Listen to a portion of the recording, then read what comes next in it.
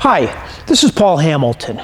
When you're trying to decide what options to put on a Revo, or for that matter, any aircraft, I'm going to show you here specifically. We've got a couple new Revos that just came in. We've got a number of different options, so you'll be able to see what those options are and evaluate whether those are best for you. Okay, and first off, now notice on the top of the wing, there's no king post, no cables. This is a big advantage for a number of reasons. Number one, it looks cleaner. Number two, it's faster. And number three, it's easier to fold it up and put in a hanger because you don't have that extra, it adds about 3 feet onto the top there, and it makes it a lot more difficult to fit into some of the hangers. In evaluating which wing you would have, a topless is really a big advantage for a number of those reasons. Another aspect of deciding on which wing is deciding which size of wing. Now, the smaller the wing, generally the faster you're going to be able to go. Oh, an 11-meter wing is pretty small and almost a competition type grade. These particular aircraft here are 12.4 meters, and that's a good overall average for a 100 horsepower engine. Now, if you wanted to go with a slower wing, let's say a 13.5 meter wing, okay, then you can downsize your engine a little bit also to the 80 horse. And we'll talk about the engine sizes here in a minute, an engine specifically. But this is one of your major decisions here is what wing and what size wing.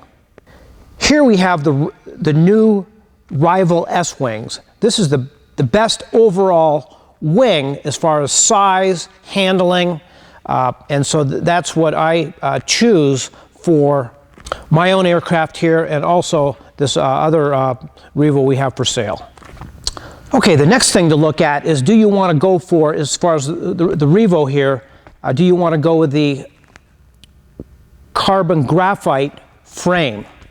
Okay, this is what all this is made out of here, carbon graphite. Of course, now I chose the carbon graphite because it looks better, it's lighter weight, it's a much a better finished aircraft with the carbon graphite. The carbon graphite is much lighter, smoother, much more high-tech aircraft. There's a number of different engine covers. I decided to go with a full engine enclosure here because it looks much more streamlined, and it actually has a really nice back seat area here. Very comfortable for my passengers, students, and it is more streamlined looking. Now, in other instances, people choose no engine cover. That way you can see the whole engine here. It just really depends on what your preferences are. Okay, so here we have the engine cover. As we can see, it fits nicely over the engine. It's nice because you can see all the carb parts. A little bit better for pre-flight inspection overall. And it's got a couple of air scoops up there.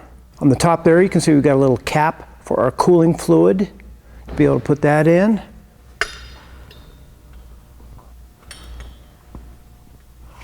And this gives it a nice finished look. The top, and of course the engine cap matches the body. Well, there we go. There's your engine cap. Another question is here, what type of windshield? We've got the lower windshield here, as we can see, comes up to here. And this does a pretty good job of protecting everybody in back here, okay?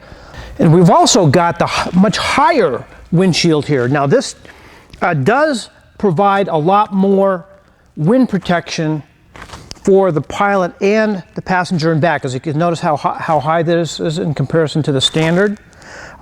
This would be an option if you really want to be much more comfortable with less wind blowing on you. It pretty much creates a nice area back here that's very pleasant to be flying.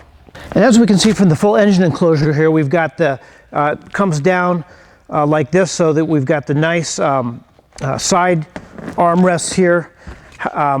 Now another option, if you don't go with the full engine enclosure here, is to go with the armrest right here. Now these are nice. Some people like these better. It just depends. You know, you can hold on here. It's very, very comfortable. It just depends on what you want. But these are the armrests. Make it a little bit more comfortable here in the back. Another option is the tires. Now here we've got the Tundra tires, and if we look side to side here, those are about 6 inches wide. If you're going to be doing any off-field landings or in softer fields, sand, the Tundra tires are going to do a little bit better for you. The other option is the standard tires here, both good aircraft tires. Okay, here you've got about maybe 5, little bit more than 5 inches on each side. If you're mainly planning on landing in airports, it just depends on what you'd like to do for tires. Okay, and another option on here is the instructor's package. This really includes 2 things. This includes a throttle, so the instructor can reach it in the back here, as well as these foot pegs here, which allow the instructor in the back to be able to steer on the ground. So that you've got a throttle here, okay, which is very easy to get to. I really like this because it's as I'm flying along and I need to get to it, I'm boom, right there. So so with the instructor package, you do get the additional throttle here and your ground steering from the back. And we should also note on the instructor's package, training bars back here. So these come with the instructor package, or you can get these as a separate item. Now these are handy even if you don't get the instructor package. If you bring someone along in the back, if you're doing cross country or whatever, they can actually, you know, fly it back here, which is very handy for you if you're going to be doing work or want to take a rest up front. The trainer bars are a great option, and I really like the trainer bars even if I'm flying in front, because it just gives you one more thing to hold on to and control the aircraft, especially if you're going a little slow here. Okay, another option here is the sensors prop. This is the top of the line graphite prop versus the I didn't even get the other warp drive prop, which is standard. But this very, very nice, easy to adjust, looks nice, provides better thrust, a great option when you're looking at your whole propulsion system here. Now let's look at engines. You've really got 3 choices. You got an 80 horsepower, 100 horsepower, both carbureted engines, and then a fuel injected. So the whole thing is with if you're trying to decide on an 80 horsepower versus 100, well, boy, you get a lot of extra horsepower for a little bit of money. So you should always consider a 100 horsepower engine. It provides you, there's very little extra weight. It's pretty much the same engine, but it's got a higher compression ratio, so you get a lot more power for a little bit extra money, and that's I highly suggest a 100 horsepower engine. Now you've got either the carbureted engine or the fuel injected engine. So let's talk about that a little bit. Okay, now the fuel injected engine here, this is the latest and greatest innovation in aviation for engines. It's got a complete computerized system here that is much better for managing fuel. You don't have to be balancing your carburetors. It's actually less maintenance in that area because it's like an automobile engine now being non-carbureted and fuel injected. Okay, so that can be a great advantage, and it burns they say 20 to some people claim 30% less fuel. That does make a difference. I've flown this. I can see the fuel flow rates are significantly lower. And this is a great option if you really want the top of the line engine. The power is the same as your carbureted engine. Carbureted engine is going to take a little more maintenance, and it depends if what you have to maintain and balance those carburetors. One of the reasons they came out with this fuel injected engine is because a lot of the mechanics have if they've been working on regular, the old Continentals and Lycomings, they're just not familiar with balancing carburetors on the 912s. So that's one of the reasons they came out with this, plus to burn less fuel. But this is a great new engine. I expect to see a lot more of these, and it's a pretty big price jump to be able to get into this fuel-injected engine. However, if you want to go all out, it's a great option that is really going to be nice. Let's look at the option of installing a ballistic parachute. Now, the last thing I ever want to say, if there's any kind of problem such as a midair or a landing over trees or over water, is geez, I'm glad I wish I would have spent that extra money for a ballistic parachute. A ballistic parachute is what makes these aircraft much safer than airplanes, because it gives you, if you have a whatever problem you might have, you got a second chance. And how it works is you pull the handle here while you shut the engine off. You pull the handle, this rocket shoots out, it pulls the parachute out, the parachute line goes up and around, and then you float down on all right side up with all wheels to come down like that. So I mean, I highly suggest it. A ballistic parachute is like having extra insurance, so I highly suggest that to anyone as an option on any trike, or for that matter on any aircraft you might be flying. Another option is the electric trim. Now when you go with the higher horsepower engines, and we've got such a speed range here, the electric trim is great because at slow speeds it trims the bar right out here. You move it fast and that bar comes back to about here without any pressure at all, and you can actually see this on the flight videos. It basically is an electric motor up at front that moves your center of gravity forward and back.